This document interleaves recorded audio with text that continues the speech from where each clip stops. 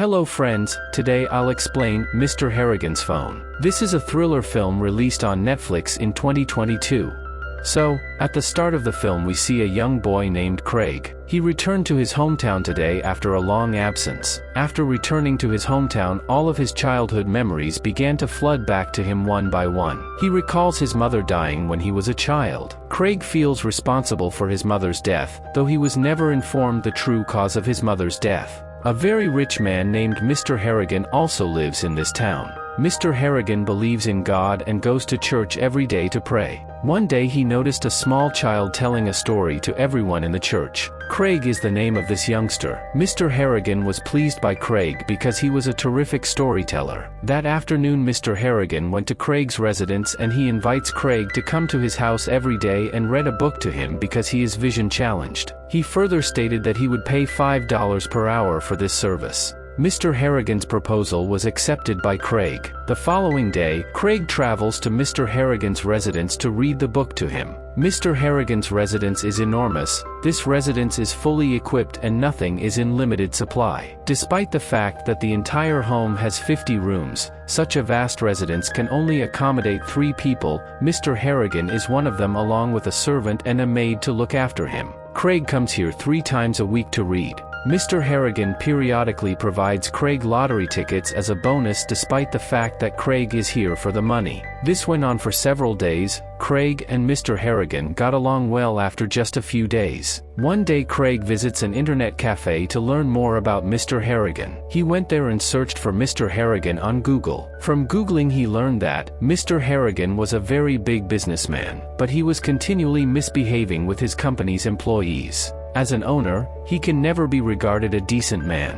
Despite understanding all about Mr. Harrigan's background, he maintained his respect for him.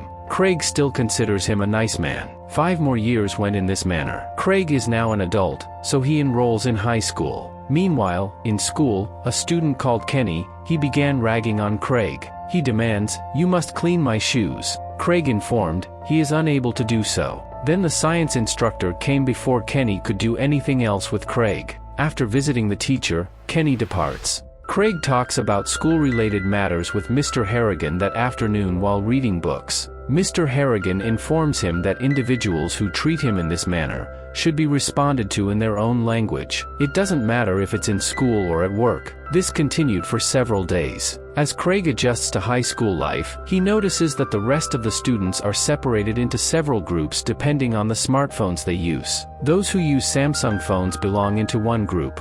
Those using Nokia phones go into the other group, while those with iPhones belong into the group with the greatest style. So Craig returns home and informs his father that he requires an iPhone. However, his father consented to purchase the iPhone. He says you're not old enough to use your phone yet, so it's time to study. Instead, get rid of those crazy phone ideas and study with your mind.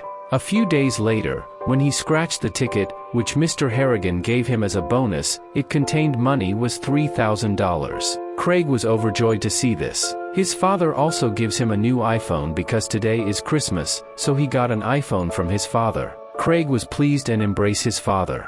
With the new phone, he makes the first call to Mr. Harrigan, informing him that he won $3,000 on the lottery ticket, and his dad also gave me a new iPhone. The next day at school, Craig shows off his new iPhone to all his friends. Then he goes to the cafeteria. There were groups of students who had iPhones. Also sitting there was a girl named Jennifer whom Craig had a crush on. Craig then decides to gift Mr. Harrigan an iPhone, so that he too can be exposed to the new advanced technology, and he could talk to Mr. Harrigan whenever he wanted. That's because he really likes talking to Mr. Harrigan, but Mr. Harrigan refused to take the iPhone. He says that, "I can get addicted to it."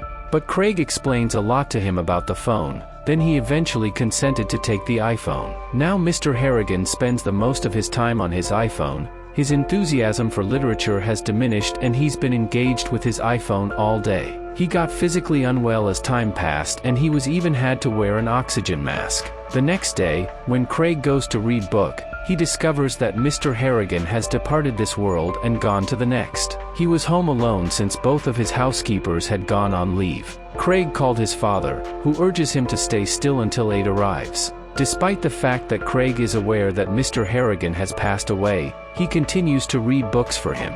Later, several members of their community attended Mr. Harrigan's funeral at the church. Craig reads book one last time, praying for Mr. Harrigan's soul to rest in peace. Craig was heartbroken by Mr. Harrigan's leaving, despite the fact that he was having difficulty reading the book.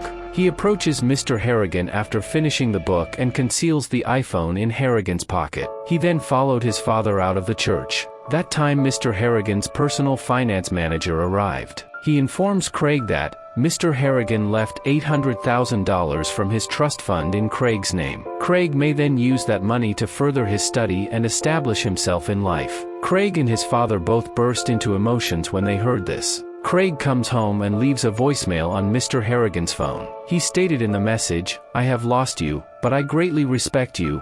Nobody will ever acquire your place in my heart. I'll miss every moment I spent with you." Craig falls asleep after forwarding the message to Mr. Harrigan. Surprisingly, Mr. Harrigan replied the next morning. As Craig slipped the phone in Mr. Harrigan's pocket, he was astonished to see the message, which is now in the same grave as Harrigan. Craig tells his father everything, and his father suggests that perhaps someone is messing with you. But Craig suggests we go to the graveyard. Mr. Harrigan's body must be exhumed. I believe he is still alive. According to his father, the doctor explicitly said in his report that he was deceased. Craig now realized what his father was saying. Craig now pays daily visits to Mr. Harrigan's grave, along with that he also concentrate to his studies. Then, one day he went to school and learned that Kenny had been apprehended, because he sold narcotics at school. Kenny thinks Craig informed the school authorities everything about him.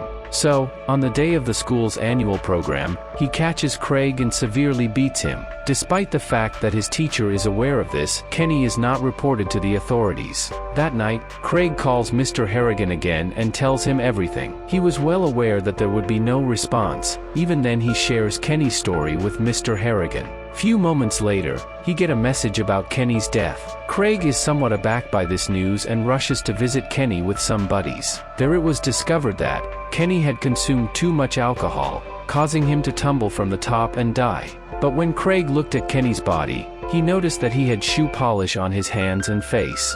Craig remembers when they first met, Kenny told him to polish his shoes or Craig would eat the polish. And now Kenny has experienced the same thing. Craig is certain that Mr. Harrigan's spirit murdered Kenny. Craig believes that Mr. Harrigan's ghost was responsible for Kenny's death. So he turned off the phone he used to call Mr. Harrigan and put it in a box. Craig graduates from high school and goes to Boston to pursue journalism. Everything was going normally. Continues to study attentively. One day, Craig received a phone call from his father. His father informs him that a vehicle accident killed his high school science teacher. Craig is devastated to hear this, as his teacher has been a huge supporter of him throughout his high school career. Craig goes back to his hometown. Here he learns that a man named Russell was driving drunk and hit and killed Craig's teacher. Craig and his friends all wanted Russell punished as severely as possible, because he had previously been arrested for drinking and driving. However, as punishment the court ordered Russell to 6 months in a rehabilitation center. It is not a punishment in any manner at all. Then Craig is determined to punish Russell at any cost. So he took out the box in which he kept his iPhone, which he had used to communicate Mr. Harrigan.